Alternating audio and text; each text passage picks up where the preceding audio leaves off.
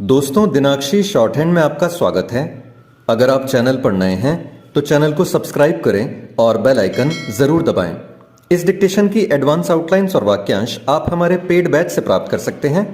हमारे paid batch में आपको प्रतिदिन सभी डिक्टेशंस की एडवांस आउटलाइंस और वाक्यांश दिए जाते हैं और कुछ ऐसी डिक्टेशंस जो केवल पेड मेंबर्स को ही प्राप्त होती हैं।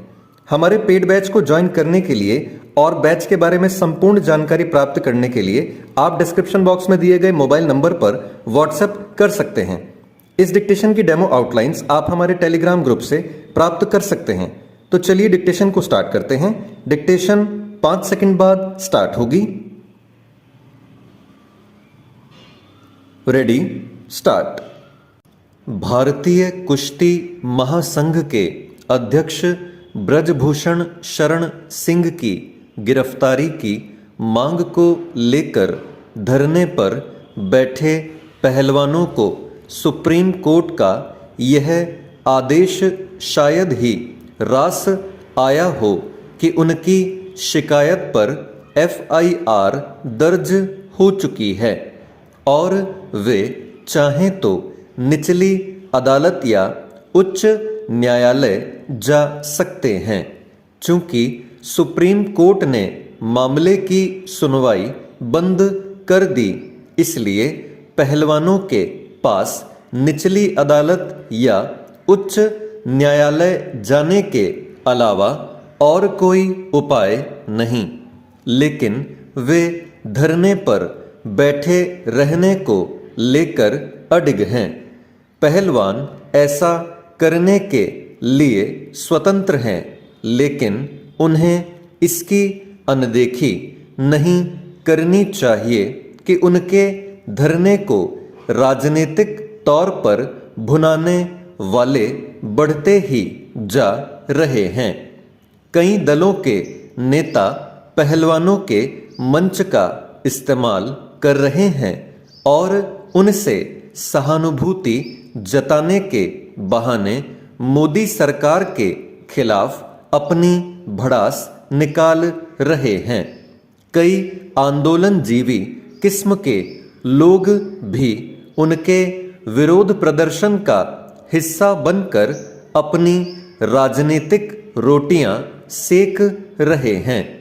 पहलवान इनसे अनभिज्ञ नहीं हैं, लेकिन यह आश्चर्यजनक है कि वे केवल यह कहने तक सीमित हैं कि उनके आंदोलन को राजनीतिक मोड़ न दिया जाए। आखिर वे किस्म किस्म के नेताओं को अपने मंच का उपयोग क्यों करने दे रहे हैं? चूंकि उनके मंच का इस्तेमाल करने वालों पर कोई रोक टोक नहीं, इसलिए खाप पंचायतों के नेता और अन्य निहित स्वार्थों वाले लोग भी बहती गंगा में हाथ धोने के लिए तैयार दिख रहे हैं। न्याय मांग रहे पहलवानों को इस सब को रोकना होगा, अन्यथा उनकी लड़ाई कमजोर ही पड़ेगी। उचित यह होगा कि सुप्रीम कोर्ट के आदेश के बाद धरने पर बैठे पहलवान निचली अदालत अथवा उच्च न्यायालय जाएं। इसी के साथ यह भी समय की मांग है कि सुप्रीम कोर्ट के हस्तक्षेप के बाद दिल्ली पुलिस ने ब्रजभूषण शरण सिंह के खिलाफ जो FIR दर्ज की है, उनकी जांच में तत्परता का परिचय दे। यह जांच होने के साथ होती हुई भी दिखनी चाहिए और उसकी प्रगति रिपोर्ट भी साझा की जानी चाहिए, क्योंकि पहलवानों ने ब्रजभूषण शरण सिंह के खिलाफ जो आरोप लगाए हैं वे गंभीर हैं। इन आरोपों की जांच इस तरह होनी चाहिए जिससे किसी तरह के संदेह के लिए गुंजाइश न रहे। बात केवल महिला पहलवानों के मान सम्मान की ही नहीं, खेल संस्कृति की भी है। यदि खेल संघों की कार्य प्रणाली विवादों से घिरी रहती है तो स्वस्थ खेल संस्कृति विकसित नहीं हो सकती। यह स्वीकार्य नहीं कि महिला खिलाड़ी अपने लिए सुरक्षित वातावरण का अभाव महसूस करें। महिला खिलाड़ियों को उपयुक्त वातावरण प्रदान करके ही आदर्श खेल संस्कृति विकसित की जा सकती है, जहां केंद्र सरकार को यह सुनिश्चित करना होगा कि दिल्ली पुलिस पहलवानों की शिकायतों को सही तरह से जांच करे, वहीं धरने पर बैठे पहलवानों को अपनी लड़ाई को सस्ती राजनीति का अखाड़ा बनने से भी रोकना होगा। चेंज। बिहार सरकार गरीबी रेखा से नीचे रहने वाले अनुसूचित जाति, जनजाति, पिछड़े एवं अति पिछड़े वर्ग के वैसे लोगों को घर बनाने के लिए जमीन खरीद कर देती है जिनके पास अपनी भूमि नहीं है। अब अभियान चलाकर सरकार ऐसे भूमिहीन परिवारों की तलाश करेगी जिन्हें आवास योजना का लाभ नहीं मिल रहा है।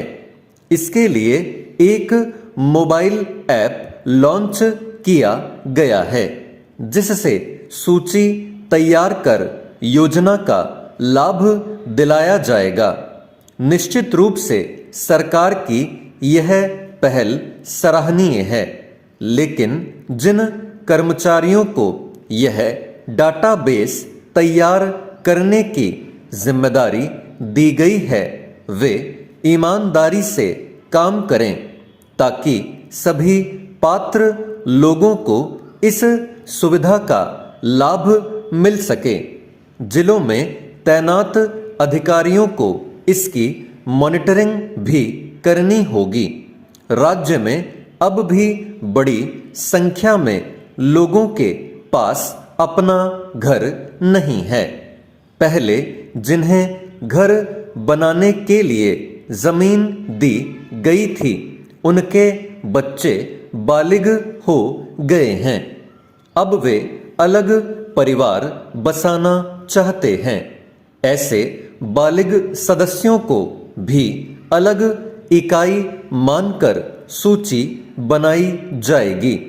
इस योजना के तहत 5 डिसमिल जमीन देने की घोषणा की गई है। राज्य में भूमि लेने वालों की संख्या अधिक है। जाहिर है इसके लिए ज्यादा जमीन की जरूरत पड़ेगी। सरकार की कोशिश है कि पहले गैर मजरूआ भूदान एवं हदबंदी से फाजिल जमीन का वितरण किया जाए, लेकिन जहां इस श्रेणी की भूमि उपलब्ध नहीं होगी वहां खरीद कर दी जाएगी। इस योजना का लाभ लेने के लिए पारिवारिक बंटवारा करा लेने का भी सुझाव दिया गया है। गरीबों को समूह में बसाने की भी योजना है जहां हर सुविधा मुहैया कराई जाएगी। निसंदेह इसका फायदा मिलेगा। बहरहाल योजना का लाभ उचित लोगों को ही मिले, इसका ध्यान रखना होगा। अक्सर गांवों में देखा जाता है कि गरीबों की हकमारी कर वैसे लोग भी इस सुविधा का लाभ उठा लेते हैं जो इसके पात्र नहीं होते। स्टॉप।